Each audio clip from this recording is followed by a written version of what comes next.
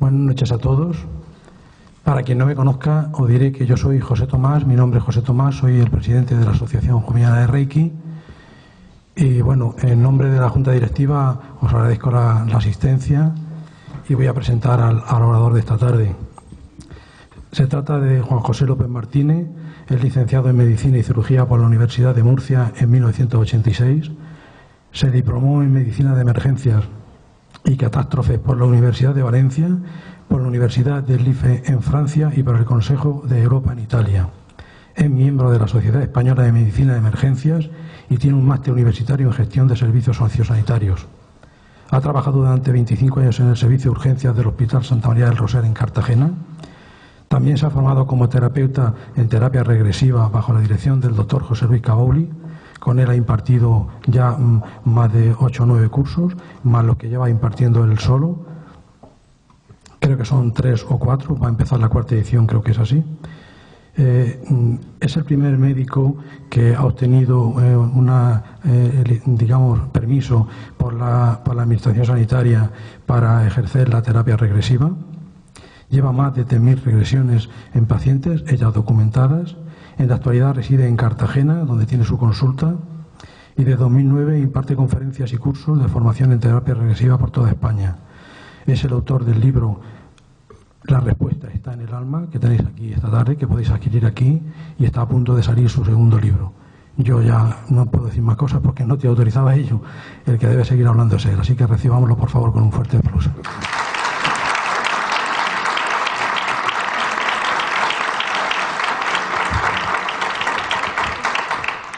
Bueno, buenas noches a todos y quiero expresar mi agradecimiento a la Asociación de Reiki de Jumilla por haberme invitado a este evento y por supuesto a todos ustedes, porque si no estuvieran ahí yo no podría estar aquí.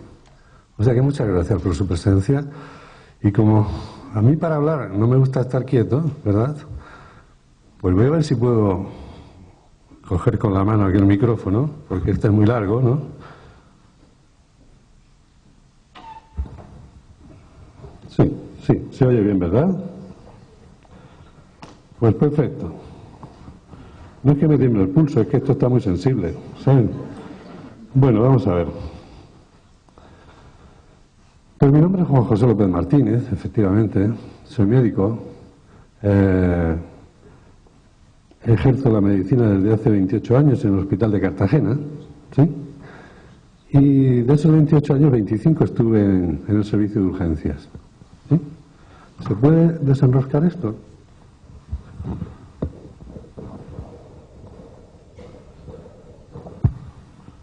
Qué bien, porque le pesaba la peana, ¿sabes?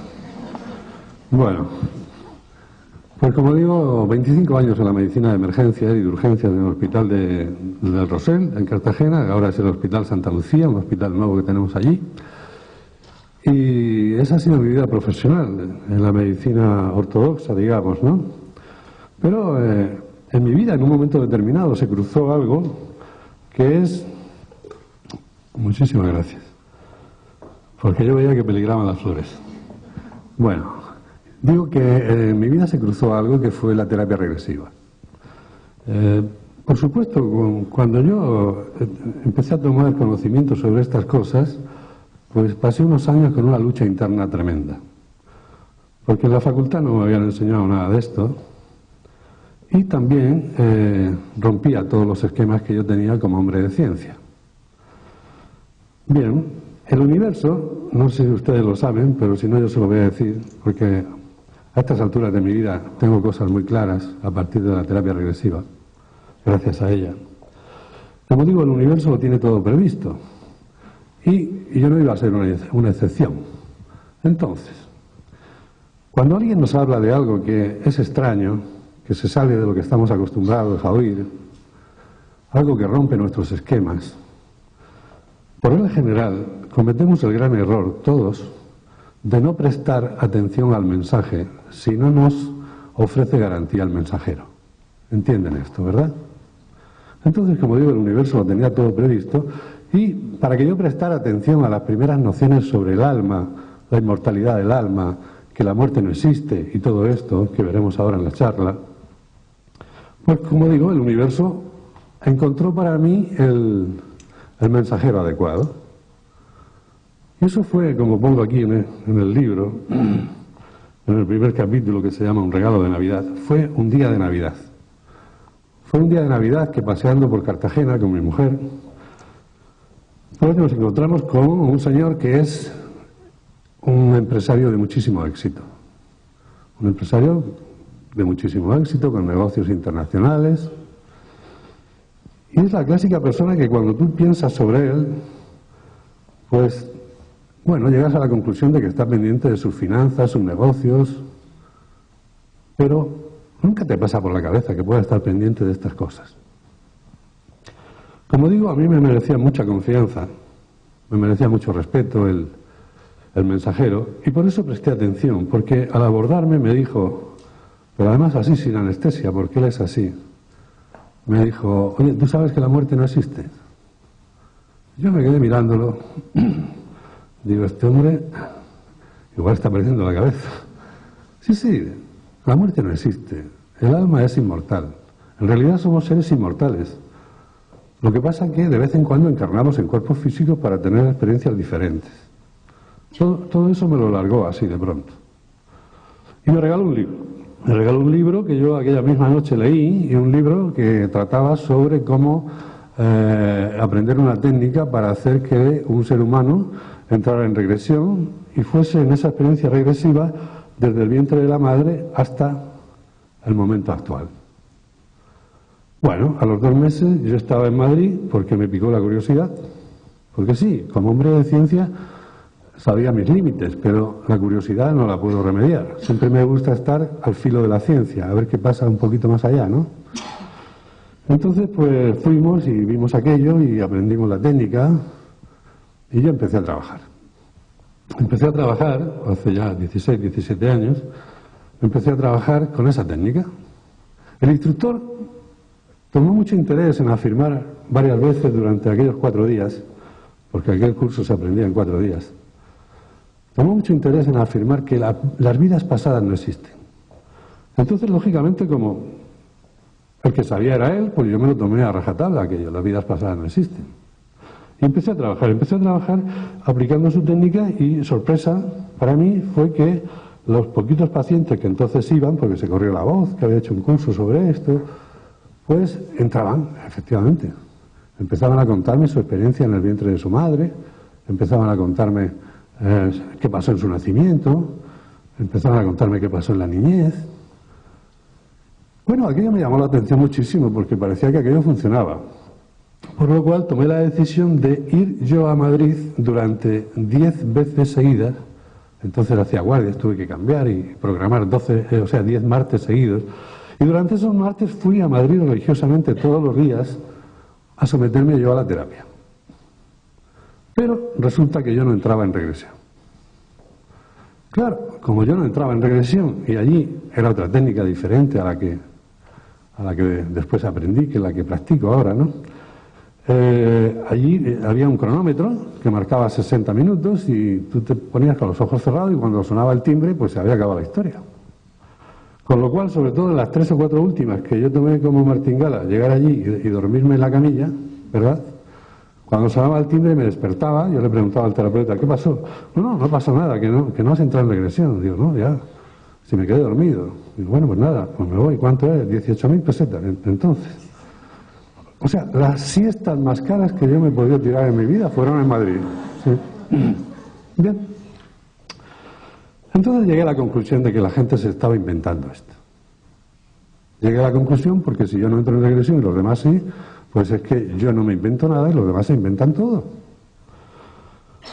Y así empecé a trabajar, seguí trabajando con 3 o 4 pacientes que me quedaban y fue una tarde cuando hacía 3 días yo había hecho una regresión con Patricia, una chica de allí de Cartagena, estaba casada con un marino de guerra y sus padres venían también a verme a la consulta, pero como médico normal, digamos, ¿no?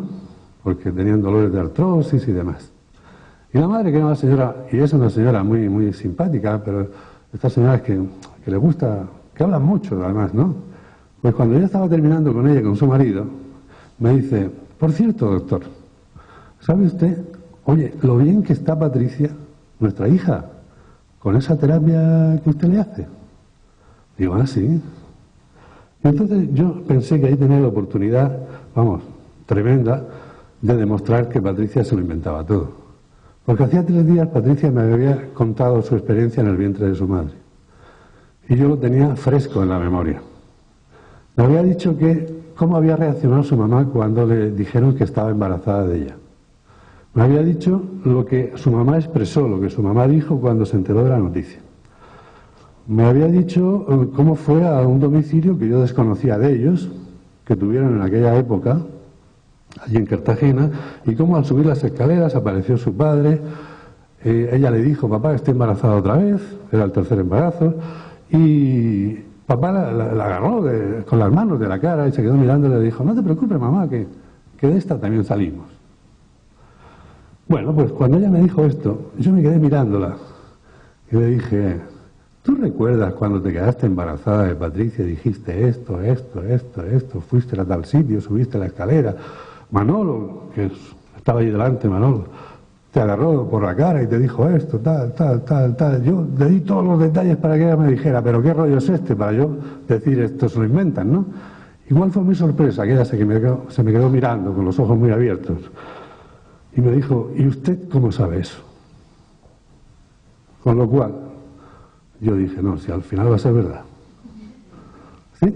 A partir de ahí tomé mucho interés en que los pacientes que recibí durante los meses siguientes vinieran acompañados de su mamá. Con lo cual pude observar en vivo y en directo cómo cuando el paciente estaba en regresión, ¿sí?, su mamá se emocionaba, incluso me decía, ¿cómo es posible que se acuerde de esto que yo ya no lo recordaba?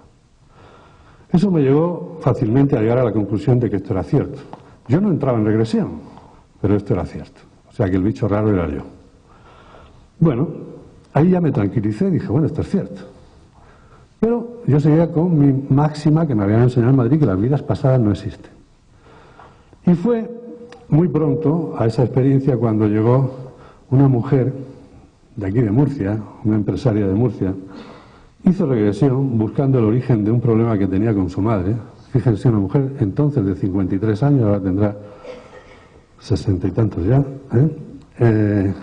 con 3 hijas casadas ya entonces, y el problema era que no aguantaba a su madre, la madre con 84 años. Yo no resisto, no aguanto a mi madre, pero al hablar con ella resulta que llevan toda la vida viviendo juntas, porque su madre se quedó embarazada estando soltera, viviendo en la Alcantarilla, y en aquellos tiempos, pues los más jóvenes de aquí no lo entenderéis, pero yo os puedo decir que los menos jóvenes de aquí sabemos que en aquellos tiempos quedarse embarazada una mujer soltera en un pueblo, pues aquello era poco menos que pecado mortal, ¿sí? Entonces, pues lo pasó mal y la pobre pues intentó abortar. Después no, el aborto lógicamente no fue fructífero, pero después, estando de 8 o 9 meses ya, la llevaron a Barcelona, que es donde estaba el padre de la criatura, y los casaron allí. Porque entonces se cogía y se casaban a los dos. Bien.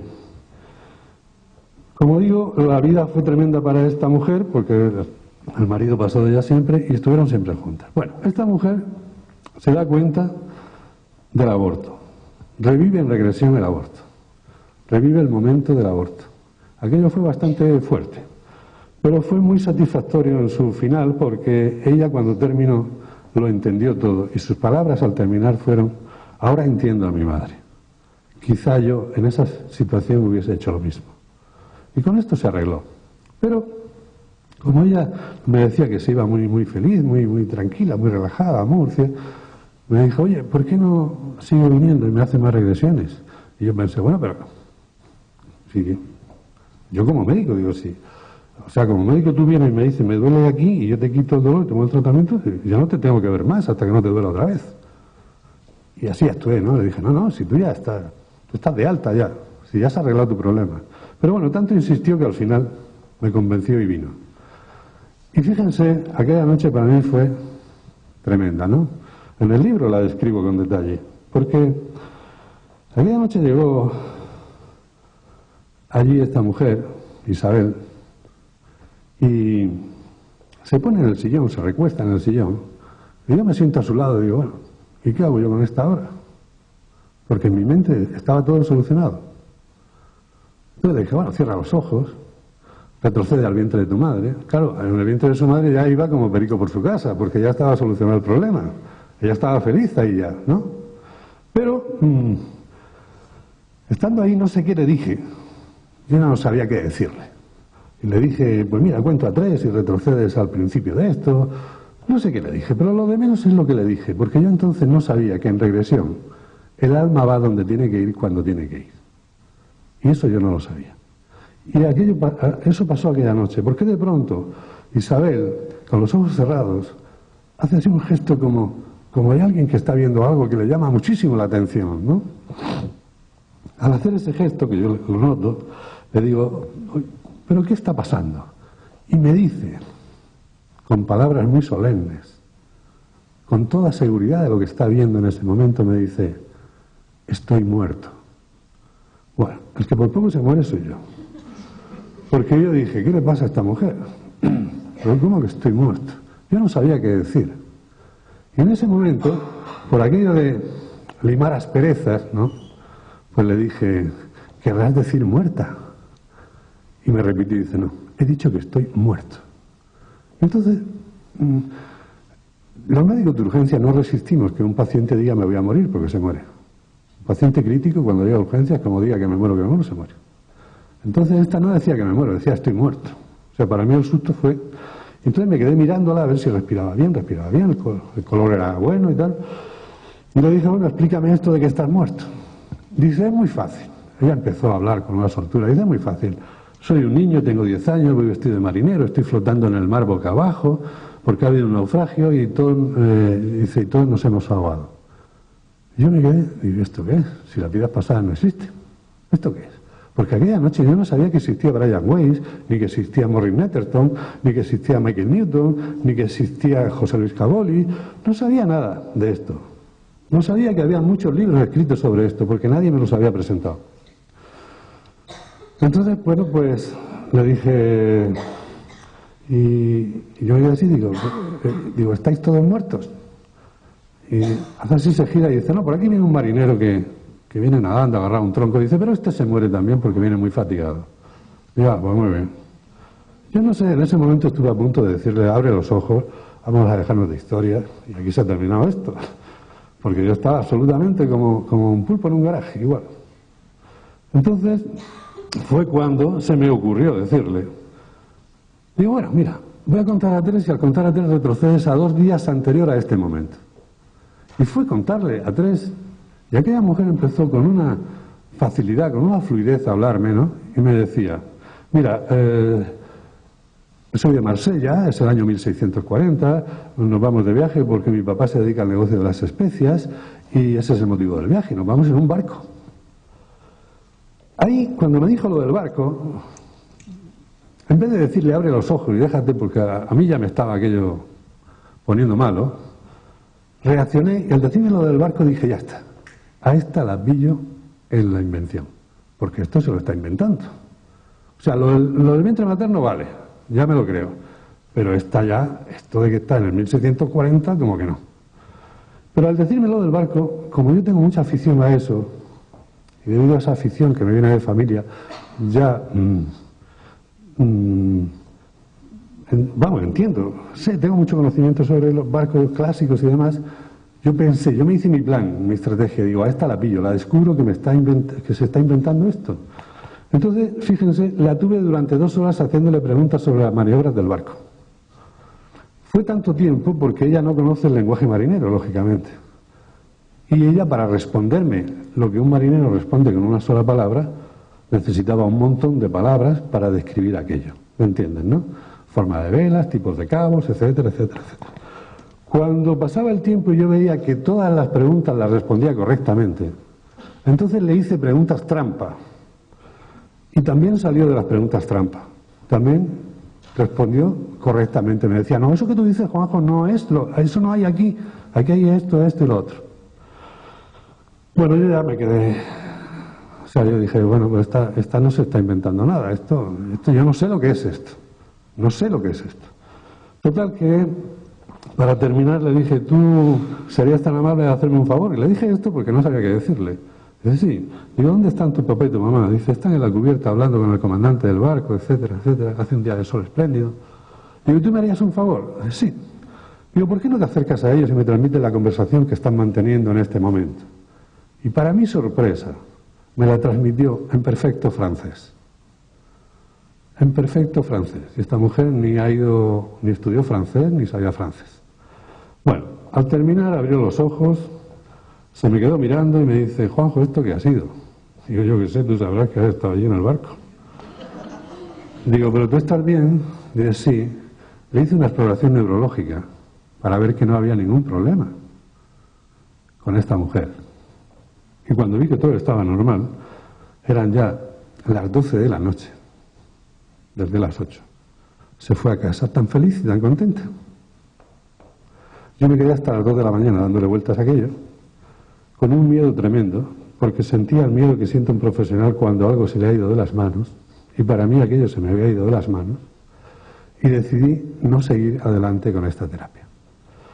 Pero a los pocos días, a los 3 días, buscando los libros de texto de las hijas nuestras, mi mujer y yo fuimos a una librería en Cartagena y sin comérmelo y sin bebérmelo, mi mujer subía la escalera, yo iba a subir y de pronto me quedo mirando una torre de libros de bolsillo y no sé por qué, yo entendí, es que es un poco abstracto esto, porque no sé por qué, algo había en mí que me decía, antes de subir esa escalera, agarra el libro aquel. Y yo dije, bueno, pues lo agarro. Fui, cogí el libro y lo pongo en la mano y se titulaba Muchas vidas, muchos maestros, de Brian Weiss. Bien, aquella noche me leí aquel libro. Fíjense mi cultura sobre este tema en aquel día, porque yo me leí aquella noche ese libro. Y cuando lo terminé, respiré profundamente y dije, bueno, pues ya somos dos. Creyendo yo que eso le había pasado a él y a mí nada más. ¿Sí? Bueno, lo que sí hizo ese libro fue hacerme cambiar de decisión y empezar a seguir buscando. Y ahí, a los pocos meses, encontré a Caboli y ya me formé con él. Bueno, la terapia regresiva. Bien, la terapia regresiva, una regresión es algo que todos podemos hacer. Porque para hacer una regresión, lo único que hace falta es que hagamos uso de una capacidad natural que tenemos todos los seres humanos, ¿sí? Mediante la cual somos capaces de entrar en el estado expandido de conciencia, en estado no ordinario de conciencia o en estado alterado de conciencia, que de las 3 formas se puede llamar. Como digo, es una capacidad natural que tenemos todos los seres humanos. De hecho, hay personas que van por la calle durante el día y en momentos del día están en regresión y no son conscientes de ello. O incluso están en el trabajo y durante el trabajo están en regresión y no son conscientes de ello. Por eso aquí en este libro salen las 2 regresiones primeras. Son en una fiesta de cumpleaños a la dueña de la casa, que estaba en regresión, y allí pues, bueno, estaba en regresión y nadie sabía que estaba en regresión, nada más que yo, pero estábamos los 4, ella, su marido, mi mujer y yo. Y claro, le dije a mi mujer, bueno, nos vamos a casa. Pero algo me dijo en mi interior, esto no es ético. Ella está en regresión y hace falta que le haga la regresión. Y entonces, para que vean que no hace falta música relajante, ni hace falta un local a media luz, ella hizo la regresión al borde de su piscina sentada en un taburete de 3 patas. Incluso le quité el cigarrillo cuando le dije, déjame el cigarrillo y cierra los ojos. Ella ya estaba en regresión, porque había una emoción muy fuerte que le había hecho entrar en estado expandido de conciencia, y ya estaba en regresión. Al decirle cierra los ojos, ya empezó a contarme todo lo que estaba pasando y el problema que tenía actualmente, que venía y tenía la raíz en 2 vidas anteriores, que venían enlazadas con el problema que ahora mismo sufría, ¿verdad? Bien, como digo, el estado expandido de conciencia, insisto, es una capacidad natural que tenemos todos los seres humanos. ¿Todos los seres humanos somos capaces de entrar en regresión? No. ¿Todos podemos entrar en regresión? Sí. Pero ¿por qué algunos no son capaces de entrar en regresión? o les cuesta muchísimo trabajo hacerlo, sobre todo al principio? Pues porque nosotros tenemos el alma y tenemos nuestra mente consciente. En nuestro cerebro hay una parte de él que es el cerebro izquierdo, el hemisferio izquierdo, que es el hemisferio analítico, el hemisferio que todo lo mide, todo lo pesa. Él no puede vivir sin referenciarse siempre al tiempo y al espacio. Porque además tiene que ser así. Tenemos que funcionar con el hemisferio izquierdo cuando estamos aquí en este planeta. ¿Por qué? Porque si no nos referenciamos al tiempo y al espacio sería imposible, por ejemplo, haber quedado hoy aquí a las 8 o a las 8:15. Es tiempo y espacio. Pero en cambio para el hemisferio derecho, que es el creativo, no hay tiempo y espacio. Y ahí es donde el alma comunica, ahí es donde el alma se manifiesta. Entonces, cuando el ser humano quiere entrar en regresión porque hay una emoción que le lleva a esa experiencia, el consciente que está en el hemisferio izquierdo no entiende lo que está pasando. Y la misión de nuestro consciente, ¿saben cuál es? Defendernos. Nuestro consciente se pasa toda la vida pendiente de nosotros. Es decir, cuando somos niños, por ejemplo, y tenemos una experiencia traumática.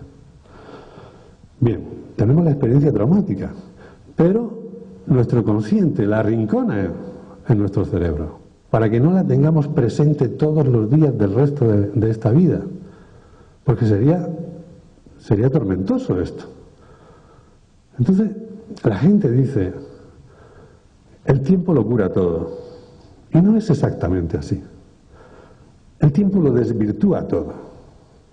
Cuando tú hablas con alguien que en la infancia tuvo alguna experiencia traumática, por ejemplo, algún abuso sexual, y te lo cuenta, te estás dando cuenta que al contártelo desde el consciente te dice, bueno, yo recuerdo que sí, que el primo aquel de mi padre llegó y me tocó, pero yo no recuerdo exactamente, igual lo he soñado porque le va quitando importancia, eso está desvirtuado porque pasó hace muchos años.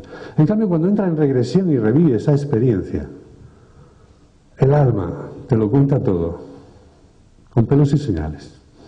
Y entonces es cuando el paciente se puede enfrentar a ese hecho traumático que tiene sin resolver, para intentar resolverlo y así evitar que siga somatizándolo en el momento actual. Porque, por ejemplo, en un abuso sexual puede haber en la pareja actual, pues, un desarreglo en las relaciones sexuales. Y todo viene por el trauma de aquel abuso. Entonces, trabajando en regresión esto, se soluciona el trauma y se soluciona el momento actual. ¿Sí? Bien, en regresión, ¿dónde podemos ir en regresión? Porque cuando hablas de regresión parece que todo el mundo piensa enseguida en la vida pasada. Y no, la vida pasada es una cosa más de todo lo que es la terapia regresiva. Pero no es la estrella de esto. Cada periodo tiene su importancia. Es decir, podemos ir al periodo, en regresión, podemos ir al periodo en el que nuestro consciente estuvo presente. Y ese es el periodo que viene desde los 6 o 7 años hasta el momento actual. Porque atrás de los 6 o 7 años no solemos acordarnos de qué pasó. Entonces, como ya he dicho antes, el consciente cuenta la historia y el alma cuenta la versión auténtica. Pero podemos ir en regresión al periodo perinatal, cuando nacimos. Y de ahí, yo creo que de todos ustedes, no creo que haya nadie que no haya hecho regresión que sepa qué pasó en su nacimiento o qué pasó en el vientre de su mamá. No lo recuerdan, ¿verdad? Bien, pero están aquí, evidentemente, aguantando a este cartagenero con este rollo aquí esta tarde, ¿no? ¿De acuerdo? Entonces, el que no recuerden haber tenido vidas pasadas, ¿quiere decir que no las tuvieron? Pues es igual. Tampoco nos acordamos de ellas, pero las tuvimos. ¿Sí? Entonces, como digo, podemos ir al vientre materno y podemos ir más atrás todavía a la vida pasada. Y también podemos ir en regresión al espacio entre vidas o al espacio entre cuerpos, que es cuando no tenemos cuerpo físico. Porque ahora veremos cómo la muerte no existe. Y esto se descubre en regresión perfectamente. Entonces, como digo, podemos estar también en ese espacio entre vidas o espacio entre cuerpos.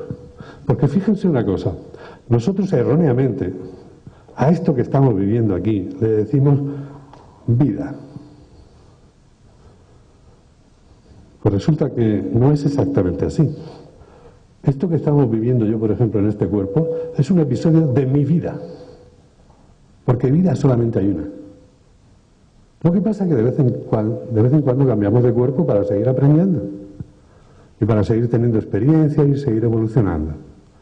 Pero vida solamente hay una. Y además es inmortal. O sea, no nos morimos nunca. Bien. Entonces, aparte de estos episodios, los que podemos ir en regresión, también hay otro que hablaremos ahora, que es que en estado expandido de conciencia tenemos otra capacidad. Y es la capacidad de poder entrar en contacto con seres que ya han fallecido, pero que no están todavía en lo que llaman la luz. Y digo lo que llaman la luz, porque después de más de 3.000 regresiones, hace tiempo que pasé ya las 3.000, pero me quedé con la retahíla del 3.000,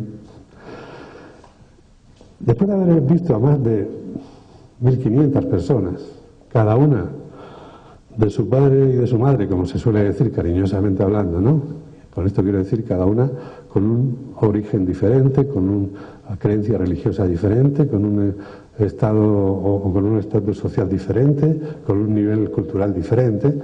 Todos, y fíjense que digo todos, cuando reviven en regresión la experiencia de la muerte en una vida pasada, todos dicen lo mismo.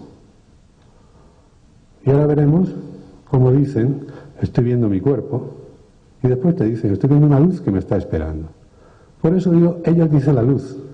Bueno, yo también, porque después de aquel fracaso que tuve en Madrid, he tenido de forma exitosa como paciente 21 regresiones. Entonces, pues yo también he vivido la muerte en experiencias de vidas pasadas. ¿Sí? Y eso es la luz. Bien, pero vamos, antes de llegar a la muerte, a hacer un recorrido, ¿no? Hacer un recorrido para que ustedes entiendan. ¿Para qué un ser humano necesita ir a una vida pasada? Pues miren, necesita ir a una vida pasada porque en esa vida pasada hay una serie de disturbios emocionales que están sin solucionar. Y esos disturbios emocionales que están sin solucionar le pueden estar afectando en su vida actual, en esta encarnación actual. Y puede sentir síntomas, puede sentir crisis de ansiedad, puede sentir episodios de depresión, puede sentir muchísimas cosas, fobias, que cuando vas al médico normal, pues te dice, te mira, porque gracias a Dios en la medicina nuestra tenemos un avance enorme, ¿no?, en la metodología diagnóstica. Hoy en día es difícil que algo se vaya sin diagnosticar, ¿no?, por la tecnología que tenemos, ¿no? Entonces te mira, te hacen de todo y no encuentran nada. Y entonces, como tú sigues sintiendo esos miedos que no sabes de dónde te vienen, o esa angustia que no sabes de dónde te viene, o esa rabia que no sabes de dónde te viene, pues resulta que te dice, mira, lo tuyo es psicosomático. Y es cierto, porque, aunque no lo sepa, el médico clásico, vamos a decirle clásico, de nuestra medicina, no tiene más palabras que decirte. Lo único que te sabe decir, lo tuyo es psicosomático, es decir, no sé dónde está el origen de lo que te pasa. Pero al decir psicosomático le está diciendo la verdad, porque en griego psico significa alma, o sea que le está diciendo tu problema está en tu alma. ¿Sí? Ahí empieza la terapia regresiva, buscando dónde está el problema del alma, porque esta terapia es la terapia del alma. ¿Sí? Es ella la que trabaja en la terapia. Bien, en este libro me dediqué a clasificar el alma según en qué tipo de experiencias, ¿no? Por ejemplo, aquí vienen casos de la experiencia del alma en el momento del vientre materno, o la experiencia del alma en el aborto, ¿sí?, en esta vida. Y pude ver cosas muy interesantes, y sigo viéndolas. Por ejemplo,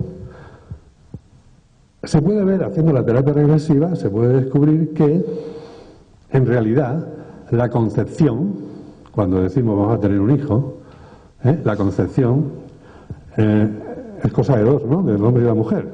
¿Sí? Pues no. Es cosa de tres.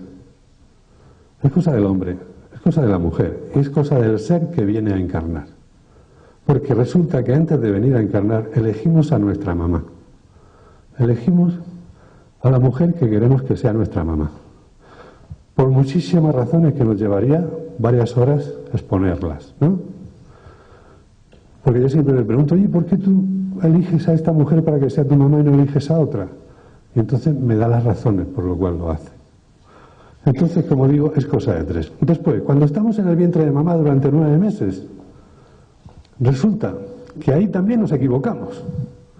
Ahí nos equivocamos y cometemos un error bastante fuerte. Porque durante los 9 meses que estamos en el interior del vientre de mamá, mejor, ¿qué es una mujer embarazada? Para que nos entendamos antes. Una mujer embarazada es el conjunto de 2 seres independientes. Pero durante los 9 meses que el ser está dentro de su madre, todas las emociones que se generan, las genera mamá. Y todas pertenecen a mamá. ¿Qué pasa? Pues que nosotros erróneamente las aceptamos como propias. Y nacemos con ellas. Y seguimos creciendo con ellas. Y pasan los años. Y ante una misma situación reaccionamos y dice, míralo, hijo de su madre, fíjate cómo reacciona, igual que su madre. Claro, lo aprendió en el vientre materno. Pero tiene miedos que no le corresponden, o tiene angustias que no le corresponden. Porque son de mamá, porque las pasó mamá. Porque todo lo que pasa en el vientre materno durante esos 9 meses queda grabado en ese ser. Porque él lo vive. Porque es un ser vivo lo que lleva dentro esa mujer.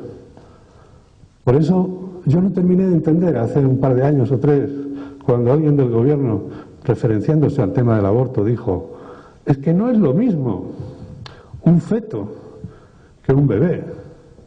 Pues claro que no es lo mismo.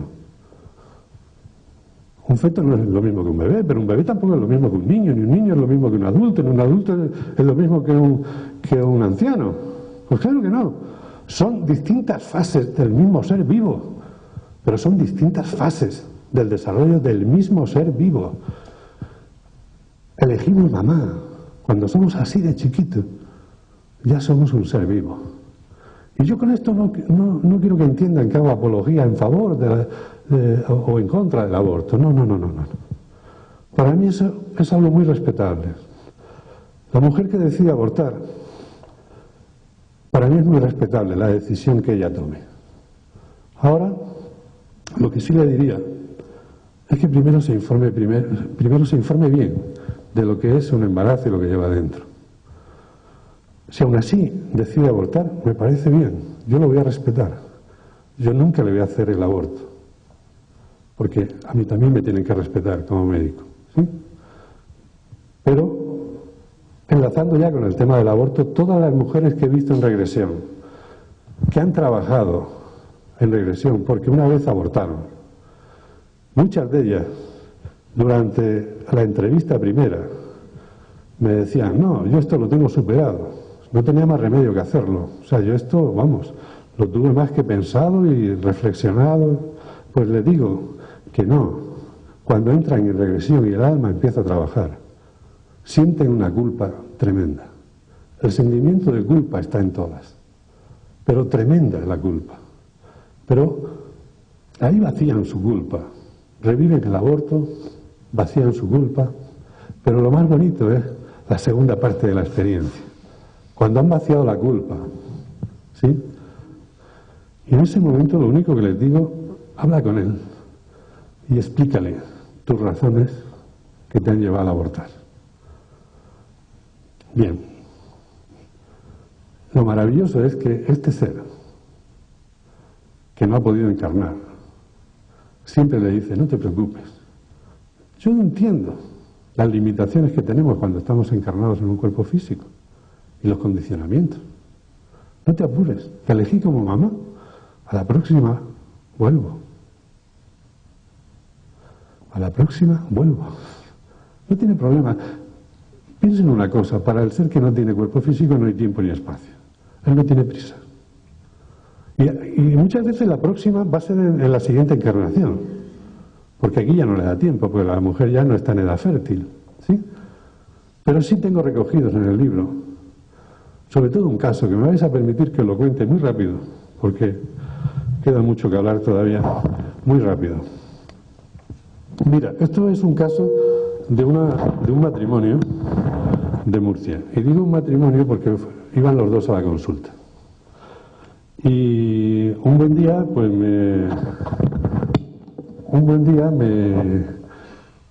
o sea, no fue la primera sesión, una de las sesiones que van, pues me dicen que tienen algo que contarme.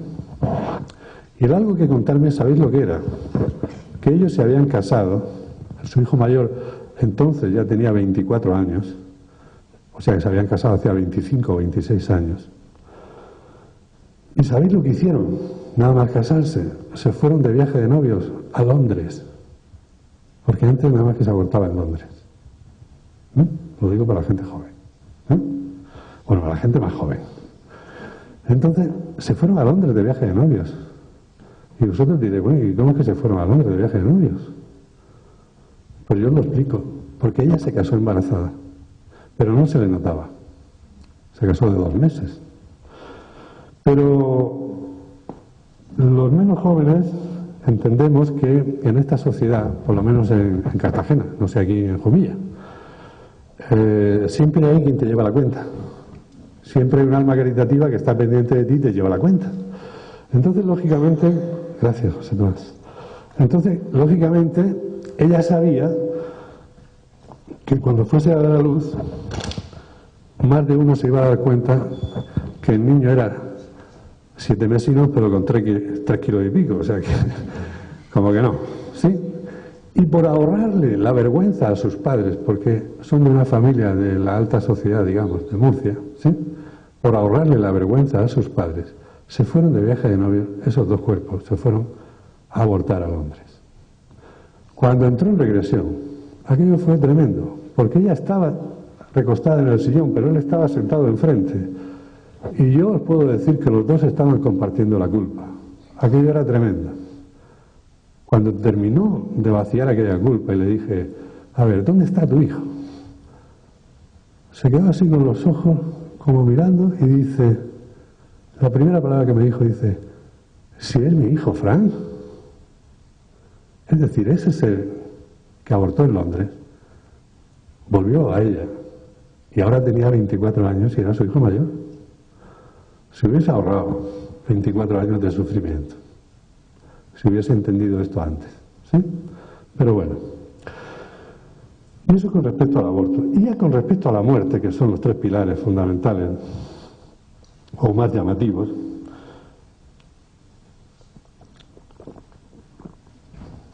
con respecto a la muerte, lo primero que ves con esta terapia es que la muerte no existe. Y digo que la muerte no existe y quiero que me entendáis. O sea, la muerte no existe como nos lo han contado. Nos han dicho que la muerte es el final, que después de ahí te tienes que esperar hasta que llegue el día del juicio final y ya, pues, la resurrección de los muertos y todo esto. Bueno, esto no es así. Siempre que un paciente entra en su experiencia regresiva en vida pasada, no se debe terminar la sesión sin trabajar la muerte en esa vida. Porque es muy importante esto. Durante esos días o esas horas de ese proceso de muerte, son muchos los pensamientos que llegan al ser humano. Muchas veces hay mandatos, muchas veces hay pensamientos de arrepentimiento, muchas veces hay manifestación de deseo de venganza. Hay 40.000 cosas que son las que luego llevamos arrastrando con nosotros. Entonces, como digo, eso hay que arreglarlo y hay que tratarlo y hay que dejarlo en su sitio y limpiarlo. Pero lo más llamativo es que todos, como os decía hace un momento, todos los pacientes, cuando pasan por el proceso de la muerte, yo lo único que hago ahí es sigue, y ellos físicamente lo manifiestan, porque en regresión, la experiencia que está teniendo el alma, esas emociones, las saca a través del físico que ocupa ahora. El alma no puede descargar las emociones que lleva arrastrando de experiencias anteriores como no sea a través de un cuerpo físico, y utiliza este de ahora para hacerlo, de tal manera que en la experiencia de la muerte el paciente que está en regresión se puede quedar en apnea durante unos segundos, cuando ya llega el momento de la muerte, se queda así sin respirar, no pasa nada, le dice sigue y al segundo siguiente ya está respirando, porque ya pasó la muerte, ¿no? O lo que para mí es muy llamativo como médico es cómo te describen los síntomas, porque cada forma de morir tiene sus síntomas. Entonces, para mí es muy llamativo que personas que no saben medicina, les preguntas en ese momento qué estás sintiendo y te está describiendo los síntomas de esa muerte, sin tener conocimiento previo de ellos, ¿no? Pero como digo, lo más llamativo es eso, que te dicen estoy viendo mi cuerpo, todos, cuando dices sigue, sigue y pasan, estoy viendo mi cuerpo. Yo le digo entonces, bueno, ¿cómo está tu cuerpo? Pues está en el suelo, está en la cama, me lo describe todo, ¿no? Y a reglón seguido, dejas pasar un silencio y te dicen aquí hay una luz, o a veces te dicen aquí hay un ser de luz, o a veces hay una luz y hay seres de luz que me están esperando. Y muchas veces de esos seres de luz reconoce a familiares de aquella vida, e incluso familiares que ya han fallecido en esta vida actual. Y uno dice, pero bueno, si este está reviviendo una experiencia de vida de hace 500 años, ¿cómo aparece aquí su abuelo Antonio esperándolo en la luz? Porque para el alma no hay tiempo. Todo es ahora. Y todo está pasando a la vez. ¿Sí? Bueno, sería muy largo, pero yo creo que después me alargaré un poco más con las preguntas de todos ustedes, porque mi mujer se acaba de quitar las gafas y eso quiere decir que llevo 45 minutos hablando. Y este tema es muy largo, podríamos estar varias horas, pero no se trata de que yo esté aquí machacando al personal, se trata de que ahora me ayudéis con vuestras preguntas a sacar todo lo que se ha quedado en el tintero, que es mucho todavía. Pero no quiero terminar sin deciros que esto que os digo, que estoy viendo mi cuerpo y aquí hay una luz o un ser de luz que me está esperando, no quiero que entendáis que es que te mueres y te vas a la luz. No, por desgracia esto no es así. Hay muchos que sí, hay muchos que se mueren y se van a la luz. Por eso es bueno, ¿no?, que haya una muerte que lleve muchos días, una enfermedad que te tiene postrado, y el alma ya va tomando posiciones y se va dando cuenta, y el paciente se da cuenta de la muerte, ¿no? Durante ese tiempo entran en contacto con seres que ya han fallecido, de su familia. Lamentablemente en la medicina nuestra, aquí en nuestro país, no se recogen estos datos todavía. Y por regla general, el enfermo terminal, el enfermo que está moribundo, le solemos dar de alguna manera la espalda. Porque los médicos, la medicina, pensamos que bueno, la espalda, entiéndeme, no es que no se le atienda, sino que ya el médico piensa, no tengo nada que hacer, aquí está todo hecho, este señor o esta señora va a morir. Entonces, pues le atiendes, pues le mantienes los sueros, le mantienes la alimentación, pero ya no hay nada que hacer, ¿no? Bien, no se recogen, como digo, en los informes médicos estos detalles que nos aportarían mucho de los enfermos moribundos.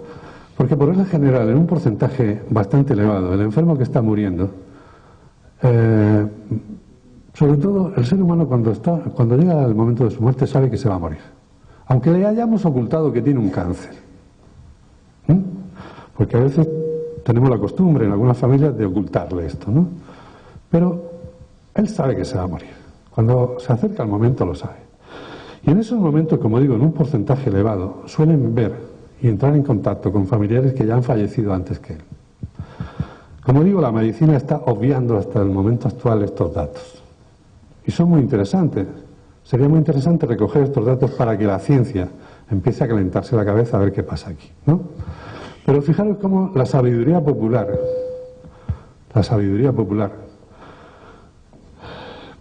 para las personas,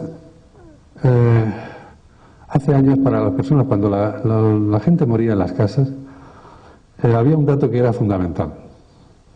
Yo me criaba en el barrio de Pescadores de Cartagena, ¿sí? Yo soy, pues, el nieto de la señora Isabel, el hijo de la señora Carmen, el hijo de don Francisco, y me crié en el barrio de Pescadores, porque mi abuelo era pescador. Bien. En En aquel pueblo, en Santa Lucía, en aquella época, imagino que en Jumilla pasaría igual, vivíamos con la puerta de las casas abiertas. ¿Eh? Suena esto por aquí también, ¿verdad? Era como una gran familia. Y tenía la puerta abierta por si al vecino o a la vecina le hacía falta algo, entrar a tu casa, entraba, lo cogía y después te decía, oye, que te he cogido esto. Y cuando llegaba el invierno, la puerta estaba cerrada porque hacía frío, pero la llave estaba puesta por fuera. Por lo mismo. Quiero transmitiros con esto que era un pueblo entonces que era pues como una familia. Y cuando alguien se moría, cuando terminaba la jornada laboral, todo el mundo iba a visitarlos. De forma alternante, ¿no? No todos a la vez, pero... Y cuando se encontraban en el camino de ida y venida, esto se me grabó a mí cuando tenía 9 o 10 años, decía, oye, ¿vienes de casa de fulanico? Sí, ¿y cómo está? Y dice, pues dice que desde ayer está viendo a su padre y a su madre. Y decía la otra persona, dice, uff, qué poco le queda. Era el síntoma inequívoco, era la sabiduría popular, pero era el síntoma inequívoco de que ya le quedaba poco, porque ya estaba conectando con el otro lado, ¿sí? En cambio ahora, como digo, se odia. Pero lo que quiero transmitiros también es algo que pasa en la terapia regresiva. Y es que a veces el paciente no entra en regresión, pero porque, estando en estado expandido de conciencia, entra en contacto con seres que ya han fallecido, que la mayoría de las veces son de su propia familia, que la mayoría de las veces son de su propia familia y que están ahí con ellos porque no se han ido a la luz. Y no se han ido a la luz porque han decidido quedarse ahí a cuidar de su hijo, de su hija, de su nieto, a consolar a su mujer, que está muy triste, que tiene mucha pena, y han dicho, no, la luz en otro momento, yo me quedo aquí. ¿Y se quedan dónde? Se quedan con nosotros, pero se quedan dentro del campo vibratorio nuestro. Y desde ahí pueden estar influyendo sobre nuestro pensamiento y nuestra voluntad, de forma que a veces nos hacen cambiar un poco el comportamiento. La mayoría de las veces son familiares, pero hay veces que no son familiares, son seres que te puedes encontrar, que andan por ahí pululando, están por ahí perdidos, ¿no? Últimamente, porque estos seres para llegar a influenciar sobre tu pensamiento y tu voluntad necesitan tiempo. O sea, no lo hacen de hoy para mañana. Necesitan años. Pero hay veces que esto también depende de la sensibilidad de la persona. La persona a la que se arrima el otro. Si tú eres muy sensible, pues lo puedes captar un poquito más. Hay veces que cuando llegan a ese punto, pues se nota que esa persona pues no es exactamente como era, parece que fuera otro. Incluso llega a la consulta muchas personas que te dicen, hay veces que siento que no soy yo. O hay veces que te llega a la consulta alguna persona y te dice, mira, esto no se lo he contado a nadie, pero últimamente cuando me miro al espejo no me veo con claridad, no veo mi cara. Entonces estos pueden ser síntomas de que llevan algún acompañante. Bueno, ante estos casos, en el momento actual, en este país, no sé si en otros, imagino que también, el tratamiento que se le da a estas situaciones es que los sacerdotes hacen exorcismo. No sé si sabéis de esto, pero basta con mirar un poco la televisión y ver cómo hace unos años, hace 2 o 3 años, en el programa Cuarto Milenio, se presentó de forma oficial en España el exorcista oficial del Vaticano, en compañía de Paloma Gómez Borrero. Y hace poco también el exorcista oficial de la Comunidad Catalana. Y bueno, por la región hay bastantes sacerdotes que se dedican a hacer exorcismo. ¿Por qué? Porque para la Iglesia, cuando alguien lleva a algún acompañante, ese acompañante es o sí el demonio. Entonces, yo lo único que puedo aportar aquí en mi experiencia, son muchos los casos, y cuando digo muchos, más de 700 casos vistos con esto. Por supuesto, mi maestro, el doctor Cavoli, lleva muchos más que yo, y la doctora Fiore, que ya tiene 84 años, muchos más. Y ninguno nos hemos encontrado nunca, en estas situaciones, nunca nos hemos encontrado con el demonio. Yo no sé si existe, pero yo no me lo encontré todavía, ¿sí? Y no conozco a nadie que se lo haya encontrado. ¿Qué hacemos en estos casos? En estos casos es muy fácil trabajar, porque hay que hacerle la regresión al otro. Para lo cual, sorpresivamente, aunque el paciente de esto no sepa nada, cuando lo detecta y dice esto que es, le dices, ¿tú le prestarías tu voz y tu garganta para que él, utilizando tu voz y tu garganta, pueda expresarse y yo pueda hablar con él? Y te dicen que sí. Y te dicen que sí, y cuentas a 3 y empieza a hablar el otro. Es hasta gracioso, ¿no? Ver a una murciana hablando valenciano. Porque se me ha dado el caso, ¿no? Porque era un ser que era de Valencia, ¿no? Y además de Valencia cerrada. Hablaba valenciano y le costaba trabajo traducir al castellano. Pero lo único que hacemos nosotros aquí no es echar a nadie de ningún sitio. Es hablar con él, hacerle ver que ya ha muerto, porque muchos no se han dado cuenta que han muerto. Porque al ser humano que le han dicho, la muerte es el final de todo. Si le viene, sobre todo si le viene sorpresivamente la muerte, una muerte súbita o una muerte en accidente, de pronto no sabe qué pasó. Lo único que sabe es que él está vivo. O sea que dice, no, tranquilo, yo estoy vivo. Pero le llama la atención que se acerca a la gente y nadie le ve y nadie le escucha, porque no lo oyen. Y esto empieza a atormentarlo. Ustedes se imaginan por un momento, alguno de ustedes aquí en esta sala cierra los ojos y empieza a pensar que nadie lo ve y nadie lo escucha. De verdad que te empieza a inquietar. Pues esto le pasa al ser que está desencarnado y no se ha dado cuenta que ha perdido el cuerpo físico. Entonces la terapia consiste en hacerle retroceder a ese momento. Y cuando se da cuenta que perdió el cuerpo físico, es una maravilla hablar con ellos, se dan cuenta de todo. Y entonces es cuando ellos te hablan y ven la luz en el momento de la muerte. Es decir, cuando nos morimos en el momento de la muerte, siempre tenemos la luz esperando. Pero hay veces que no la vemos, porque al desencarnar ya estamos pendientes de que el coche se ha hecho polvo, a ver quién le dice a mi padre ahora cómo se ha quedado el coche, o mi mujer tiene mucha pena, o cuando me estoy muriendo entra mi nieta y dice, abuelito, no me dejes sola. ¿Y qué pensáis que hace el abuelito? Pues se queda con la nieta. Y luego va a la consulta, como me pasó, la veo en regresión, no, eso fue en un taller en las Torres de Cotillas. La veo con 53 años y resulta que el abuelo todavía estaba con ella. Y ya le expliqué al abuelito, digo, que esta se cuida sola ya. No hace falta que la cuides. ¿Por qué no te vas a la luz y le haces un favor? Y la dejas que ella utilice su energía, que es suya, porque cuando se quedan con nosotros, están utilizando nuestra energía. Con el ánimo de protegernos, ayudarnos, pero la están utilizando, ¿sí? Bueno, voy a cortar aquí en este punto y en este momento y me quedo a vuestra disposición si queréis hacer preguntas y así me ayudáis a sacar cosas que todavía están dentro del tintero, ¿sí?